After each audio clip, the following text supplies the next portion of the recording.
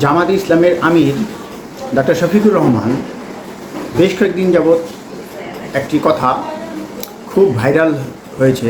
বিভিন্ন Facebook, TV বা সংবাদ মাধ্যম, সর্বোপরি যে আপনার সোশ্যাল মিডিয়াগুলো রয়েছে, খুব ভাইরাল একটি বক্তব্য। সেটি হলো গিয়া নির্বাচনের দরকার নাই, ডক্টর ইউনূসকে 5 বছর ক্ষমতায় রাখতে দরকার।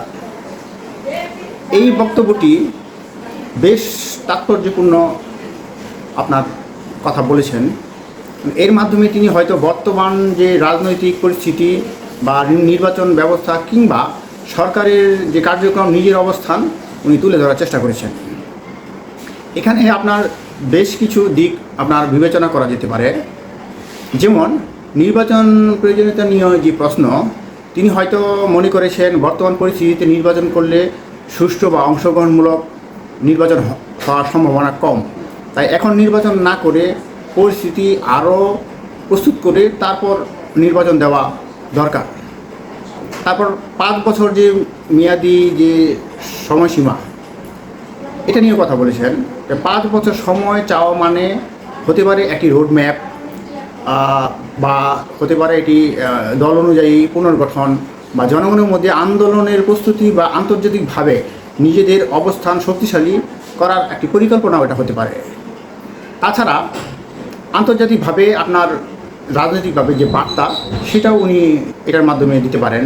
যেমন এই বক্তব্যটি তিনি সরকারের সঙ্গে সংঘর্ষে পথে না গিয়ে একটি কৌশলী অবস্থান নিতে চাইছেন, কেননা যাতে দলটির ধীরে ধীরে রাজনীতিতে আবারও সক্রিয়ভাবে কার্যকরভাবে ফিরিয়ে আনা যায়।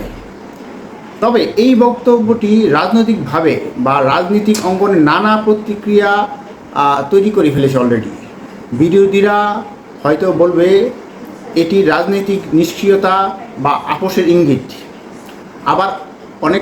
আবার সমর্থকেরা একে দূরদর্শী কৌশল বলেও ব্যাখ্যা করতে পারে।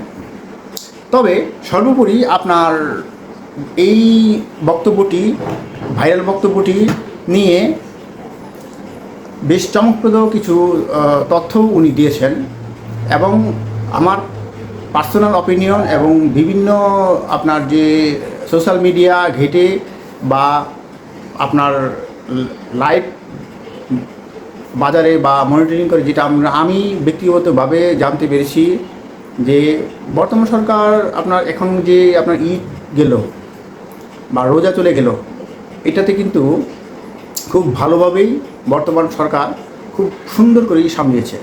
কেননা দ্রব্যমূল্যের যে এই গত আপনার এরশাদ আমল থেকে আপনার এই আওয়ামী লীগ আমল, বিএনপির আমল গেল, কেউ কিন্তু রোজার মধ্যে আপনার জিনিসপত্রের দাম সহনশীল রাখতে পারে নাই, কিন্তু এই সরকার সেটা পেরেছে। একমাত্র চালের দাম ছাড়া সব কিছুই সহনশীল পর্যায়ে গেছে।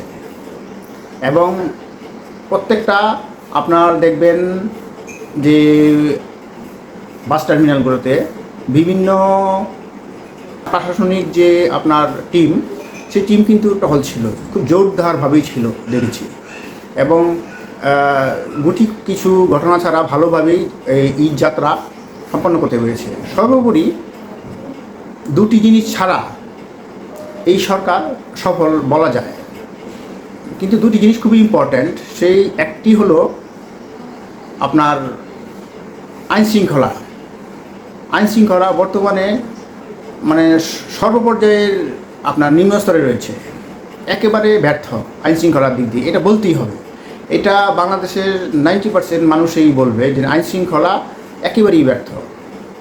আর 2 নম্বর, সেটা হলো গিয়া সাইলেন্টলি বলা যায়, হয়তো বা কেউ বুঝতে পারতেছেন না, যে বেকারত্ব চরম আকার ধারণ করেছে।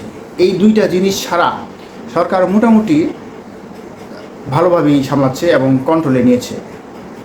এবং এই মোটামুটি যেহেতু এই দুই জিনিস ছাড়া সব কিছুই কন্ট্রোলের মধ্যে বা সরকার ভালোভাবে চালাতে পারছে, হয়তোবা জামায়াতের আমির ডক্টর শফিকুর রহমান উনি হয়তোবা বোঝাতে চেয়েছেন যে আরও কিছু সংস্কার বা আরও কিছু যে নির্বাচনের পরিবেশ প্রস্তুত করতে হয়তোবা আরও 5 বছর ডক্টর ইউনূস সাহেবকে থাকা দরকার। যদি উনি থাকেন হয়তো 5 বছরে আরও ডেভেলপ হবে, তারপর নির্বাচন দিলে যে নির্বাচনী যে অনুসারে যে দল আসবেন তারা ক্ষমতায় চালাবেন। এটাই তার বক্তব্য মূল হিসেবে ধরা হচ্ছে। যদি আমার এই ভিডিওটি আপনার কাছে মনে হয় ইনফরমেটিভ বা কিছুটা হলে ইনফরমেটিভ মনে হয়, তাহলে অবশ্যই সাবস্ক্রাইব করবেন। আপনার দিনটি শুভ, সবাইকে ধন্যবাদ।